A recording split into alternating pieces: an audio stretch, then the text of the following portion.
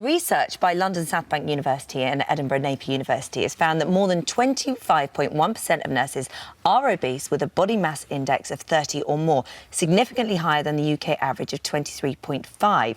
The data examined 422 nurses who took part in this survey. So, Lisa, as we said, that you've been a nurse for 23 years. Your body mass index says that it's 31, so you are considered as obese. And you say that actually it's the nature of the job that is making you so.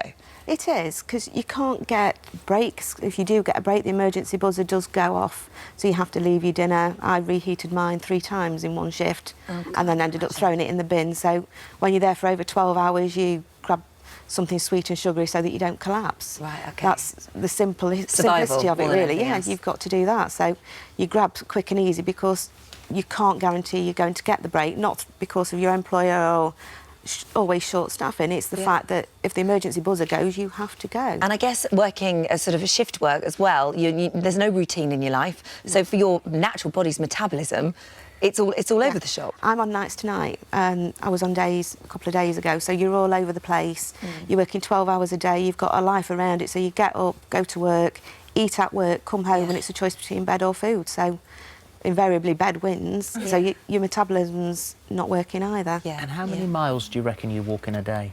I walk at least 5 a day. I've got a Fitbit and walk at least 5 within work. That's not counting the walks I do with the dog outside of work. Incredibly active. Yeah, but within a building we're walking at least 5 miles a day. And are there concessions? Because some NHS staff get 50% discounts from pizza chains. They do, and from other fast food chains as well. It doesn't seem to be the healthy food that's discounted. So you're not encouraged to do that. And it is only for the NHS staff as well, not those in the private sector.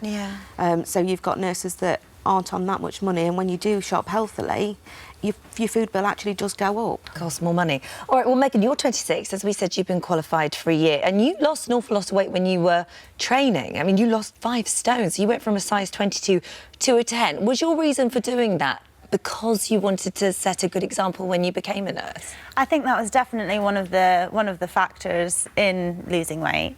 I'd like to be as healthy as I can be, not only for my patients but for myself, so that I can do life as best as I can. And you had, I mean, really, you had this example happen to you because the doctor that you went to, because you were having pains in your ankles, he was overweight, as he did diagnose you with being overweight. Yeah, well, I actually hurt my foot and went to my GP, and they said it was to come back when I had lost some weight.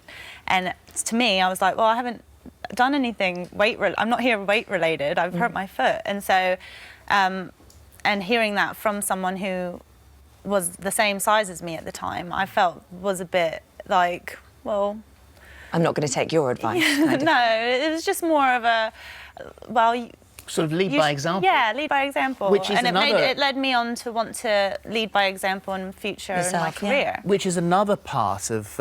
you've had a massive amount of support online. All nurses have had a huge amount of support. We'll read some in a moment. But some people have said, well, you know, it sets a bad example. Do you think that if a nurse appears to be overweight, and I'll say there's male nurses, female nurses, doctors, you know, if there is someone who's looking after you who's overweight, then does that set a bad example? I don't think so. I think you have to have a bit of grace for everybody. Everyone is doing their best in life, and nurses are humans too. And I think obesity is a national issue, not just an NHS issue. People can judge it as that at times, because as you say, with Megan's example of somebody that's maybe bigger than you telling you that you need to lose weight, and you may not listen. But we are, as Megan said, humans, so we all have our own things going on in life. We all have reasons. A lot of nurses get injured through work, not just through the lifting as it used to be years ago, and now they're the aids, but sometimes you get assaults from patients, and there's other reasons that can impact on it that you can't see straight away. So what would help, therefore? I mean, what would make a difference? Would it be specific meal times? Would it be extra funding to go into the food that's available to you? I think a mixture of everything, but the meal times bit doesn't always help, because although you get your protected meal times, things happen, you have to go and do the emergency buzz. It's other professionals coming in, come at their quietest just not time. like that, is it, in reality? You warm your dinner up and another professional comes in to see you about something. So it's not as easy as being able to switch your phone off if you work in a call centre and go off for a half-an-hour break. Yeah. It's not that Life's kind of not like career. that, no. And would it help if there was a greater thought in the food that you are provided, that rather than have 50%, which would be very helpful, you know, on nurse's salary, it'd be very helpful to have 50% off any food, but to have 50% off in a salad bar, or 50% off fruit and veg, or something like that. And it's lovely for any company to offer us any discount, to be honest, on the wages that we do get, without being political.